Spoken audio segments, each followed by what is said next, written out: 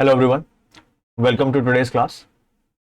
आज के लेक्चर में हम लोग कोनिक सेक्शन स्टार्ट करेंगे। कोनिक सेक्शन के चार पार्ट हैं overall: circle, parabola, ellipse and hyperbola. ठीक है, तो आज फर्स्ट पार्ट स्टार्ट करते हैं सर्कल से।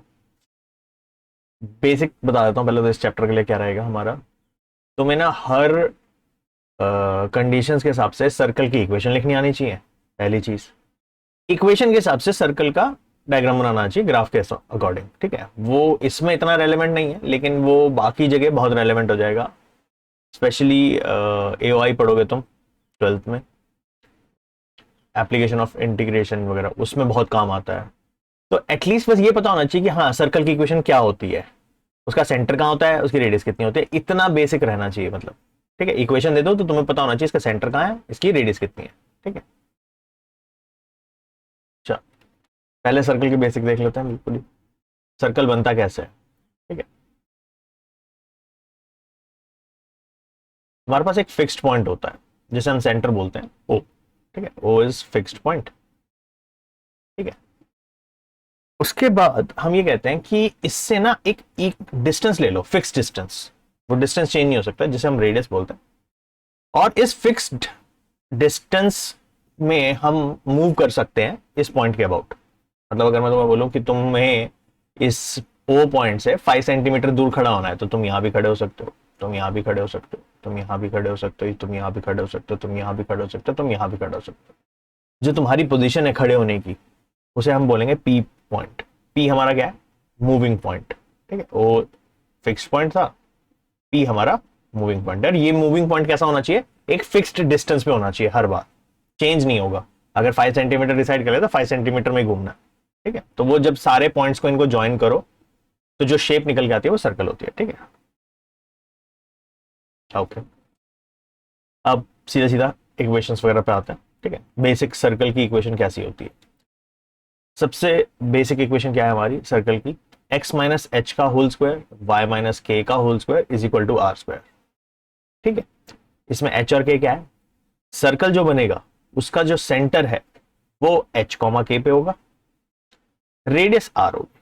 ठीक है, तो यानी कि अगर मेरे को पता है कि सर्कल का सेंटर कहां है और उसकी रेडियस कितनी है, तो मैं उसकी इक्वेशन कैसे लिखूंगा? x माइनस एच का होल स्क्वायर, y माइनस के का whole square is equal to are square. ठीक है, बेस्ड एक एग्जांपल देख लेते हैं कैसे करना है। कह रहा है find the equation of a circle जिसमें सेंटर दे दिया 2 माइनस 3 और रेडियस है 5। तो h k हो गया, ये रेडियस तो 5 है ही, वैल्यू उठा के इसमें डाल दो बस। तो क्या हो जाएगा? x माइनस 2 का होल स्क्वायर, h2 हो गया, y माइनस माइनस 3 हो जाएगा k, तो प्लस 3 हो जाएगा, y minus 3 sorry y plus 3 का whole square is equal to 5 square. ये इक्वेशन होगी सर्कल की। इसको बस ये है कि थोड़ा सा खोल के एक्सपैंड करके भी लिखा जा सकता है। ठीक है, तो वो भी देख लेते हैं। ठीक है, ये तो है ही, मतलब ऐसे डायरेक्ट तो लिख ही सकते हैं, बट इसका एक्सपेंशन भी देख लेते हैं। इसका अगर a minus B whole square खोल दो तो ये हो जाएगा x square minus 4x plus 4, ये हो जाएगा Y square plus 6y plus 9, और ये हो जाएगा इधर 25। ठीक है, तो सब कुछ लेफ्ट में ले आया तो ऐसे भी दिख सकती है ये equation, X square plus Y square minus 4x plus 6y। ठीक है, 9 4 13 और 25 माइनस करोगे तो माइनस 12 आ जाएगा इक्वल टू 0। तो ये भी आंसर गिवन हो सकता है, ये तो बेसिक है ही। ठीक है, जिससे हमारा ज्यादातर काम होगा। बट अगर ऐसा क्वेश्चन आता है यूजुअली आंसर ऐसे देना सेंसिबल है। एमसीक्यू में भी हो सकता है ऐसे दे, ये ना दे। ठीक है, ये तो बहुत ऑब्वियस हो जाता है। ठीक है, तो वो ऐसे देगा। ठीक है, तो अभी क्या है, सेंटर हमें पता है, रेडियस हमें पता है, हमें इक्वेशन निकालनी है सर्कल से। ठीक है, तो इसके कुछ फॉर्म्स हैं और भी। ये एक बेसिक फॉर्म है सबसे जनरल, जिसका सेंटर हमें पता हो, रेडियस पता हो। ठीक है, अब इसकी कुछ स्पेशल कंडीशंस देख लेते हैं। ठीक है, तो कुछ स्पेशल केस।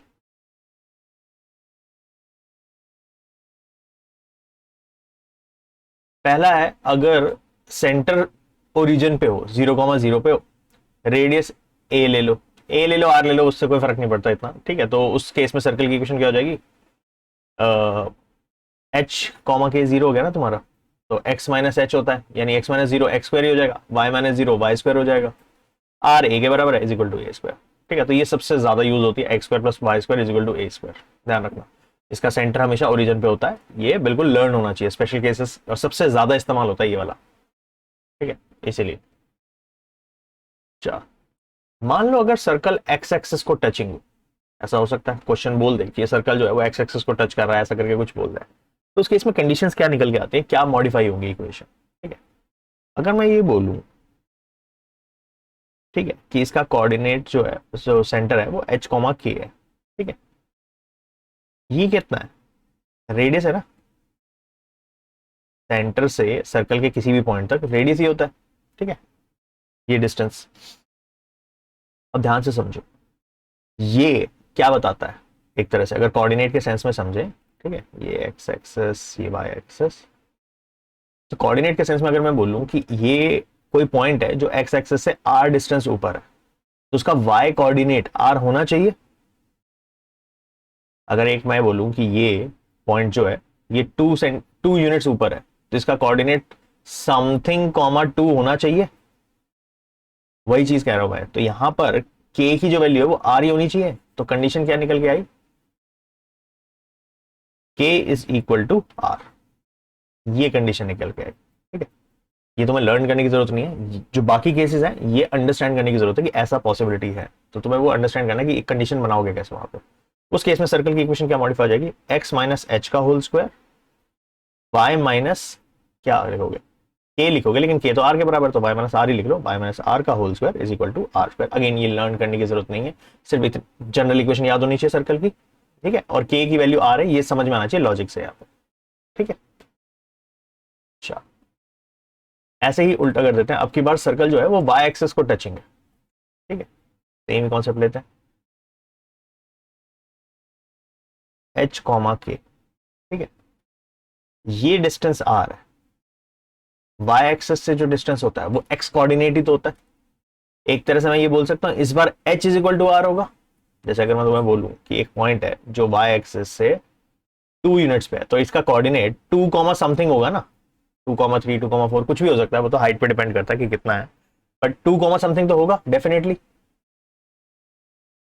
तो यहां से कंडीशन क्या निकल के आती है कि इस बार h is equal to r. तो सर्कल की जो इक्वेशन लिखी जाएगी वो एक्स माइनस एच का होल स्क्वायर यानी एक्स माइनस आर का होल स्क्वायर हो गया, प्लस वाई माइनस के का whole square is equal to are square. Again learn करने की जरूरत नहीं है, सिर्फ ये कंडीशन समझ में आनी चाहिए कि क्या हो। ठीक है, नेक्स्ट केस, अब की बार सर्कल दोनों एक्सेस को टच कर रहा है, एक्स एक्सेस को भी टच कर रहा है, वाई एक्सेस को भी टच कर रहा है। ठीक है,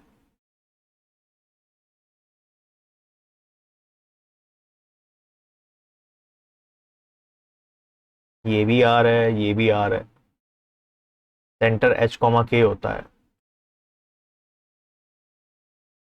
अगर कोई मैं बोलूं कि यहां से डिस्टेंस आर है, यहां से भी डिस्टेंस आर है, तो इसका कोऑर्डिनेट आर कॉमा आर नहीं हो जाएगा।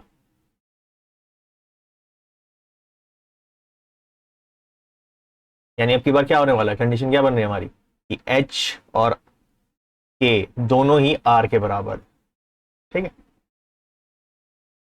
अगर circle X axis Y axis दोनों को टच कर रहा है, तो सर्कल की इक्वेशन की कंडीशन से लिखी जाएगी एच और के दोनों आर के बराबर, तो इन जनरल इक्वेशन क्या लिखेंगे, एक्स माइनस आर का whole square, Y minus are का होल स्क्वायर, एच और के की जगह दोनों जगह आर आर डाल दिया, is equal to are square. अब कोर्स की बात है, मॉडिफाई करके और भी चीजें करी जा सकती है इसमें, मतलब खोल के आर स्क्वायर कटे आएंगे, थोड़ा बहुत कुछ होगा, बट इन जनरल ये सेंस है ओवरऑल, तो ये समझो। ठीक है, चलो ये वाले केसेस डिस्कस हो गए, एक क्वेश्चन करके देख लेते हैं। कह रहा है एक इक्वेशन लिखनी है सर्कल की जो कि पास हो रहा है इंटरसेक्शन ऑफ 2 लाइंस और जिसका सेंटर दे रखा है। अगेन बिना फिगर बनाए क्वेश्चंस हो जाते हैं, बट क्या ना, फिगर बनाने से थोड़ी क्लैरिटी मिलती है कि क्या चल रहा है।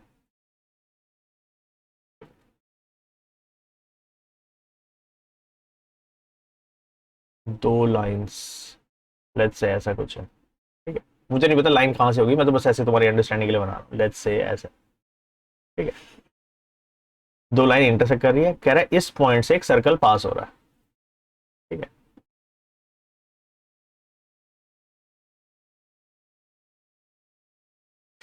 अरे ये क्या हो रहा है, अब ठीक आ रहा है,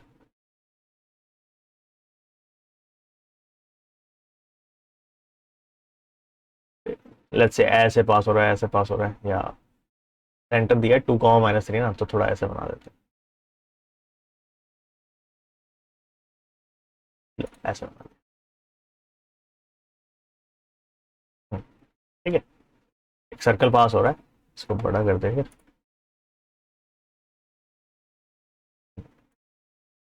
ओके, तुम्हें इस सर्कल की इक्वेशन लिखनी है। सेंटर हमें पता है 2 कॉमा माइनस थ्री। ठीक है, अच्छा मेरे को ये पॉइंट इंटरसेक्शन का पता है कि नहीं? नहीं पता, अभी तो नहीं पता एटलीस्ट। लेकिन अगर दो लाइंस की इक्वेशन मेरे पास है तो इंटरसेक्टिंग पॉइंट कैसे निकालते थे? बेसिकली जो हम इक्वेशन सॉल्व करते हैं, 3x minus two Y equal to one, 4x plus Y equal to 27, अगर इन दोनों इक्वेशंस को सॉल्व किया जाए तो जो सोल्यूशन निकल के आता है वो इंटरसेक्शन ही होता है। ठीक है, तो आइडिया क्या है, सिंपल सा, कि solution of two equations is intersecting intersecting point. ठीक है, चल ये हो गया, ये हो गया। अब कर, तो सॉल्व भी करना है, क्या करें? इसको 2 से मल्टीप्लाई करने है ना, तो अगर 2 से मल्टीप्लाई करोगे तो ये 8 हो जाएगा, ये 2 हो जाएगा, ये 54 हो जाएगा। दोनों इक्वेशंस को ऐड कर दो, 8 3 11 x is equal to 55, x की वैल्यू आ गई 5, x की वैल्यू 5 है तो डाल दो इसमें, सेकेंड इक्वेशन में डाल देता है, 4 into five plus Y equal to 27, वाई की वैल्यू आ गई 7।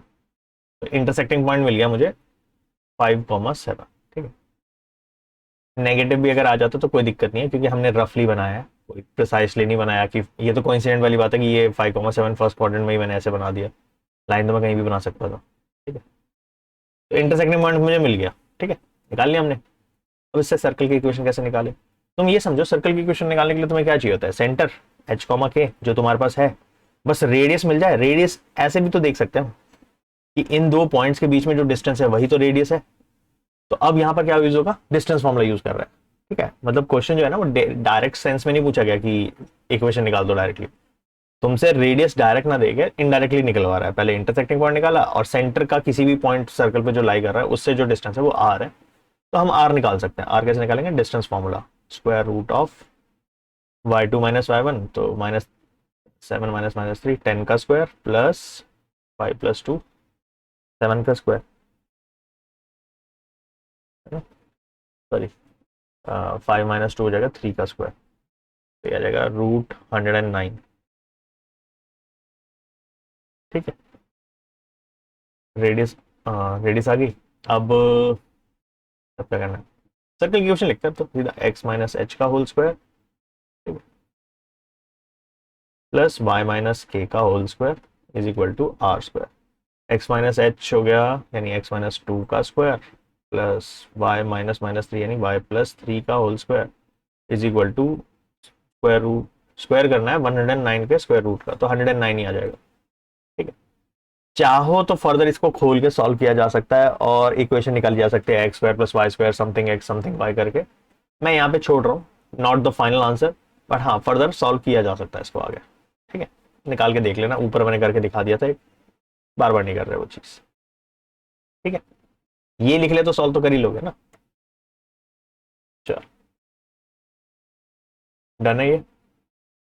नेक्स्ट देखते हैं, मान लो कि सर्कल की इक्वेशन तो तुम्हारे पास है, अब तुमसे उल्टा पूछ रहा है, बताओ उसका सेंटर कहाँ होगा, बताओ उसकी रेडियस कितनी होगी। ठीक है, तो मैं ये मान रहा हूं कि सर्कल की इक्वेशन यूजुअली तुम्हें एक्सपेंडेड फॉर्म में मिलेगी, कभी भी वो x minus h y minus k देगा नहीं बना के, या तो तुम उसे बनाओ परफेक्ट स्क्वायर बना के, नहीं तो अगर जनरल इक्वेशन गिवन है ऐसे, तो इस केस में डायरेक्ट तरीका है सेंटर और रेडियस आइडेंटिफाई करने का। ठीक है, पहले तो इक्वेशन देख लेते हैं कैसी होती है इन जनरल। इसकी जो एक्सपेंडेड इक्वेशन होती है वो होगी x square plus Y square plus 2gx plus 2fy plus c. ठीक है, एक्स का कोफिशिएंट 2g, वाई का कोफिशिएंट 2f, जो सेंटर है वो हमेशा minus g comma minus f होगा, फर्स्ट थिंग। जो रेडियस है वो होगी square root of g square plus f square minus. ठीक है, मतलब तुम्हें जी और f g f c identify करना है, खत्म बात। चलो इसमें देखते हैं, ये क्या है? 2g है, ये क्या है? 2f है, ये क्या है? c है। तो मैं क्या कहूँ, g की वैल्यू -3 है, एफ की वैल्यू 2 है और सी की वैल्यू -12 है। तो मैं सेंटर और रेडियस निकालना है। सेंटर तो क्या हो गया हमारा -g, -f, तो दोनों के साइन चेंज कर दो, 3, -2। रेडियस उसका डायरेक्ट फॉर्मूला है हमारे पास, g² + f² - c। ठीक है, एक मेथड होता है परफेक्ट स्क्वायर बना के भी करते हैं हम, ठीक है, पर क्या है ना वो थोड़ा लेंदी रहता है। तो अगर सिर्फ आंसर ही निकालने की बात है तो ये बहुत बेटर है, जल्दी जल्दी हो जाता है इसमें आराम से सॉल्व। ठीक है, तो रेडियस जी कितना था, हाँ डाल देते हैं वैल्यू ना, -3² 9, 2² 4, -12 + 12, तो 9 4 13 25 5 आ जाएगा। ठीक है, चलो ये बहुत काम आएगा तुम्हारे, इसको बहुत ध्यान से नोट करके रख लेना इस पर। चलो ठीक है, नेक्स्ट। अब की बार भी देखो इक्वेशन है, अब की बार ना फ्लो में ये मत लिख देना ये 2g है। रीजन, अब क्यों 2g नहीं है ये, मैंने क्या बोला था सर्कल की इक्वेशन कैसी है general, x² + y² + 2gx + 2y², यानी x² और y² के कोफिशिएंट 1 होने चाहिए। यहाँ है क्या, नहीं, यहाँ पर क्या है 2x² 2y², तो इसे 1 बनाने के लिए क्या करोगे, पूरी इक्वेशन को 2 से डिवाइड कर दो, तो नई इक्वेशन क्या दिखेगी तुम्हें, x² + y² + 8/2 करोगे 4x, 10/2 करोगे 5y, -39/2, फ्रैक्शन आ गया इक्वल टू 0। कोई बात नहीं, ये 2g है, ये 2f है, ये c। निकालो सेंटर और रेडियस। g की वैल्यू कितनी हो जाएगी 2, f की वैल्यू 5, सेंटर -g, -f, यानी कि -2, -5। ठीक है, सेंटर हो गया, रेडियस निकाल लो, √g² + f² - c, √g है 2 का स्क्वायर, थोड़ी गलती होगी ना, 2f 5 था ना, तो f तो 5/2 होगा। ठीक, अच्छा हो गया, कर लिया। ठीक है, 2² हो गया, -5/2, उसको डायरेक्ट लिख देता हूँ 4, -5/2 का स्क्वायर 25/4, माइनस ऑफ -39/2 हो जाएगा, +39/2। एलसीएम एलसीएम लेके सॉल्व करना पड़ेगा ये तो। 4 हो गया, √16 + 25 + 80 78 हो जाएगा ना।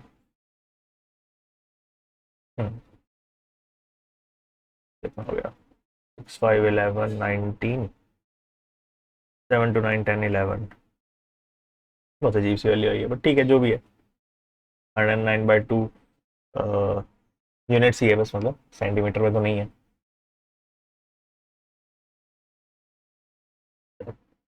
डन है ये, 119/2 आ गया ना। ठीक है, सेंटर हो गया, रेडियस हो गया। नेक्स्ट टॉपिक, सर्कल की इक्वेशन निकालनी है तुम्हें डायमेट्रिक फॉर्म में। डायमेट्रिक फॉर्म क्या होता है पहले समझ लेते हैं। मान लो तुम्हें सर्कल के एंड पॉइंट्स गिवन, ठीक है, डायमीटर वाले एंड पॉइंट्स डायमीटर के दे दिए, ठीक है, और तुमसे सर्कल की इक्वेशन मांगी है, तो तुम कहोगे ठीक है, डायमीटर का जो मिड पॉइंट होगा वो हमारा सेंटर होगा। सेंटर पता है, ये एक पॉइंट पता है, तो डिस्टेंस भी निकाल लेंगे, रेडियस मिल जाएगी। सेंटर पता है, रेडियस पता है, सॉल्व हो जाएगा। कर सकते हैं लेंदी अप्रोच, डायरेक्ट पता हो तो क्या होगा, टाइम बहुत बचेगा। डायमेट्रिक फॉर्म कैसी होती है, अगर हमें डायमीटर के एंड पॉइंट पता है x1 y1 x2 y2, तो डायमीटर की इक्वेशन कैसी होती है, x - x1 into x - x2 plus y - y1 into y - y2 is equal to 0। बहुत ही सिंपल फॉर्म है, ठीक है।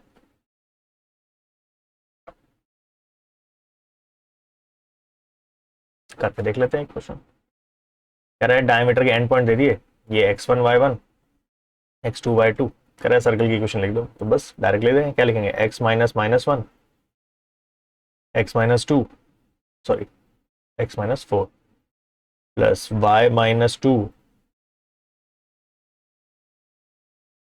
और y -3, तो +3 रहेगा, y + 3 इक्वल टू 0। खत्म, लिख दिया, हो गया ना सॉल्व। अच्छा, अगर एक्सपेंडेड फॉर्म लिखनी है तो हाँ खोल लेना इसको, लिख लिख एक्सपैंड करके लिखना है, तो ये हो जाएगा x² -3x - 4, ये हो जाएगा y² plus y minus 6 equal to 0। ज़्यादा ये लिख सकते हो x square plus Y square minus 3x plus y minus 10 equal to 0।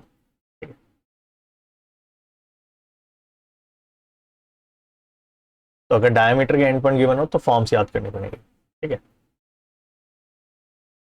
Easy रहेगा। निकाल बिना इस फॉर्मूले के भी सकते हो, मैंने तुम्हें बता दिया क्या करना है। सेंटर निकालो, रेडियस निकालो, सॉल्व कर लो। जल्दी करना तो ये कर लो। ठीक है, चलो नेक्स्ट बात करते हैं। देखो लोकेशन ऑफ अ पॉइंट, जो कोई भी पॉइंट है वो या तो देखो सर्कल के इनसाइड में होगा या वो ऑन द सर्कल होगा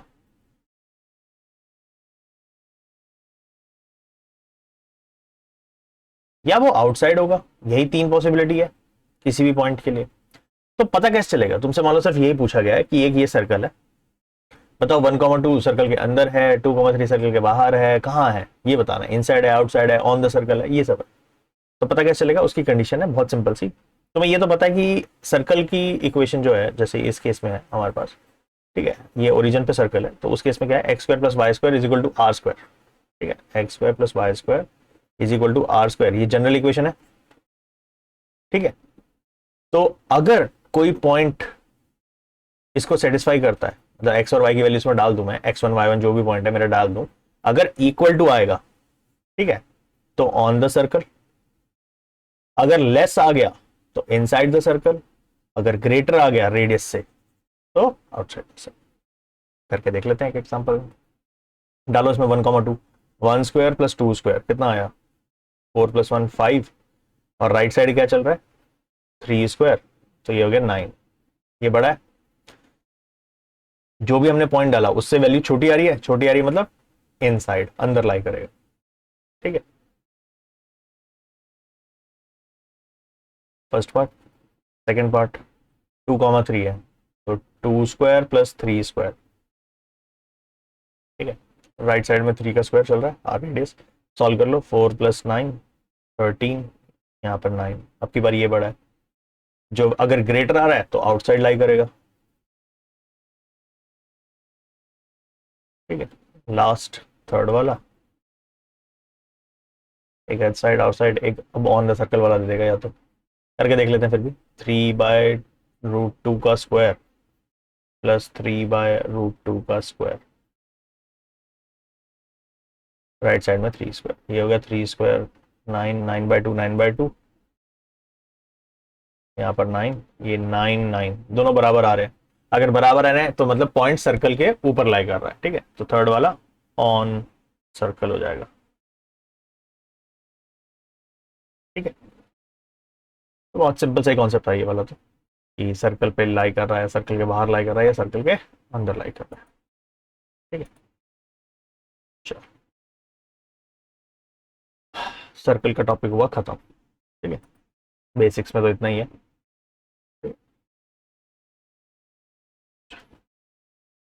ठीक है, फिर नेक्स्ट क्लास में मिलते हैं। Good day everyone.